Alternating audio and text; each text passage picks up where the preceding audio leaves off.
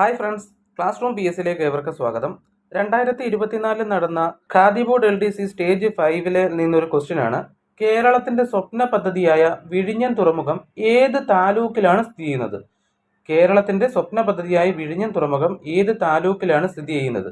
അപ്പോൾ ഇനി വരുന്ന എല്ലാ എക്സാമുകളിലും വിഴിഞ്ഞം പദ്ധതിയുമായിട്ട് ബന്ധപ്പെട്ട ഒരു ക്വസ്റ്റ്യൻ തീർച്ചയായിട്ടും ചോദിക്കുന്നതായിരിക്കും. അപ്പം വിഴിഞ്ഞം പദ്ധതി നമുക്കൊന്ന് പരിചയപ്പെടാം. വിഴിഞ്ഞം പദ്ധതിയുടെ യഥാർത്ഥ പേര് വിഴിഞ്ഞം ഇന്റർനാഷണൽ സീപോർട്ട് തിരുവനന്തപുരം. വിഴിഞ്ഞം ഇന്റർനാഷണൽ സീപോർട്ട് തിരുവനന്തപുരം ജില്ലയിലെ നെയ്യാറ്റിൻകര താലൂക്കിലാണ് വിഴിഞ്ഞം പോർട്ട് സ്ഥിതി ചെയ്യുന്നത്.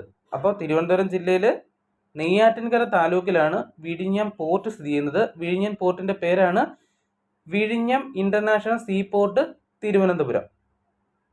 ഈ പോർട്ട് ഉദ്ഘാടനം ചെയ്തത് ഒക്ടോബർ 15, 2023 2023 ഒക്ടോബർ 15 വിഴിഞ്ഞം പോർട്ട് ഉദ്ഘാടനം ചെയ്യപ്പെട്ടത്. വിഴിഞ്ഞം പോർട്ടിന്റെ മാനേജിംഗ് ഡയറക്ടറാണ് ദിവ്യ എസ് അയ്യർ മാനേജിംഗ് ഡയറക്ടർ. വിഴിഞ്ഞം പോർട്ടിന്റെ കരാർ കമ്പനിയാണ് അദാനി ഗ്രൂപ്പ്.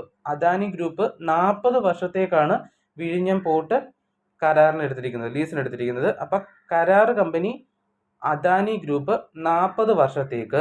മാനേജിംഗ് ഡയറക്ടർ ദിവ്യ എസ് അയ്യർ. ഉദ്ഘാടനം നടന്നത് 2023 ഒക്ടോബർ 15. വിഴിഞ്ഞം തുറമുഖത്ത് എത്തിയ ആദ്യ കപ്പലാണ് ഷെൻഹുവ 15 എന്നതാണ് വിഴിഞ്ഞം തുറമുഖത്തെത്തിയ ആദ്യ കപ്പൽ. ചൈനയുടെ കപ്പലാണ് ഷെൻഹുവ 15. പൊതു സ്വകാര്യ പങ്കാളിത്തത്തോടു കൂടിയുള്ള ആദ്യത്തെ തുറമുഖ പദ്ധതിയാണ് വിഴിഞ്ഞം തുറമുഖം. കേരളത്തിലെ ആദ്യത്തെ തുറമുഖ പദ്ധതിയാണ് വിഴിഞ്ഞം പോർട്ട്. ഇന്ത്യയിലെ ഏറ്റവും വലിയ ആഴക്കടൽ തുറമുഖം എന്ന പ്രത്യേകത കൂടി വിഴിഞ്ഞം തുറമുഖത്തിനുണ്ട്. ഇന്ത്യയിലെ ഏറ്റവും വലിയ ആഴക്കടൽ തുറമുഖം.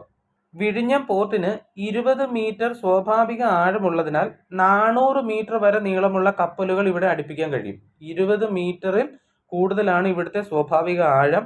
അതുകൊണ്ട് തന്നെ 400 മീറ്റർ വരെ നീളമുള്ള വലിയ കപ്പലുകൾ ഈ തുറമുഖത്ത് അടുപ്പിക്കാൻ കഴിയും. ഇന്ത്യയിലെ ഏറ്റവും വലിയ ആഴക്കടൽ തുറമുഖം എന്ന പ്രത്യേകതയോടുകൂടി ഇന്ത്യയിലെ ഏറ്റവും ആഴമുള്ള കണ്ടെയ്നർ ട്രാൻസ്ഷിപ്മെന്റ് തുറമുഖം കൂടിയാണ് ഇത് വിഴിഞ്ഞം പോർട്ട്. ഇന്ത്യയിലെ ഏറ്റവും ആഴമുള്ള കണ്ടെയ്നർ ട്രാൻസ്ഷിപ്മെന്റ് തുറമുഖമാണ് വിഴിഞ്ഞം പോർട്ട്. ഇന്ത്യയിലെ മറ്റ് പോർട്ടുകളിൽ നിന്നും വിഴിഞ്ഞം പോർട്ടിനെ വ്യത്യസ്തമാക്കുന്നത് ഇത് രാജ്യാന്തര കപ്പൽ പാതയിൽ നിന്നും ഏറ്റവും അടുത്ത് സ്ഥിതി ചെയ്യുന്ന പോർട്ടുകളിലൊന്നാണ് ഇത് വിഴിഞ്ഞം പോർട്ട്. രാജ്യാന്തര കപ്പൽ പാതയിൽ നിന്നും ഏറ്റവും അടുത്ത് സ്ഥിതി ചെയ്യുന്ന പോർട്ട് കൂടിയാണ് ഇത് വിഴിഞ്ഞം പോർട്ട്. 18 കിലോമീറ്ററേ ഉള്ളൂ രാജ്യാന്തര കപ്പൽ പാതയിൽ നിന്നും വിഴിഞ്ഞത്തേക്കുള്ള ദൂരം. 18 കിലോമീറ്റർ മാത്രമാണ്. അപ്പോൾ ഈ വിഴിഞ്ഞം പോർട്ട് തയ്യാറാക്കുന്നതിന് വേണ്ടി ആകെ ചെലവായ തുകയാണ് 7700 കോടി രൂപ. 7700 കോടി രൂപയാണ് ആകെ ചെലവ്. അതിൽ സംസ്ഥാനം വഹിച്ചത് 4600 കോടി രൂപയും കേന്ദ്രം വഹിച്ചത് 860 കോടി രൂപയും അദാനി ഗ്രൂപ്പ് വഹിച്ചത് 2240 കോടി രൂപയുമാണ്. സംസ്ഥാനം 4600 കോടി രൂപ, കേന്ദ്രം 860 കോടി രൂപ, അദാനി 2240 കോടി രൂപ. ടോട്ടല് 7700 കോടി രൂപ ചെലവിട്ടാണ് വിഴിഞ്ഞം പോർട്ട് യാഥാർത്ഥ്യമാക്കിയത്. 2023 സെപ്റ്റംബറിൽ ISPS സർട്ടിഫിക്കേഷൻ ലഭിച്ച കേരളത്തിലെ തുറമുഖങ്ങളാണ് വിഴിഞ്ഞം, കൊല്ലം, ബേപ്പൂർ, അഴീക്കൽ. വിഴിഞ്ഞം, കൊല്ലം, ബേപ്പൂർ, അഴീക്കൽ എന്നീ പോർട്ടുകൾക്ക് ISPS സർട്ടിഫിക്കേഷൻ ലഭിച്ചു. എന്താണ് ISPS എന്ന് പറഞ്ഞാൽ? International ship and port facility security code. International ship and port facility security കോഡാണ് ISPS. ഈ ISPS സർട്ടിഫിക്കേഷൻ 2023 സെപ്റ്റംബറിൽ ലഭിച്ച കേരളത്തിലെ തുറമുഖങ്ങളാണ് വിഴിഞ്ഞം, കൊല്ലം, ബേപ്പൂർ, അഴീക്കൽ എന്നിവ.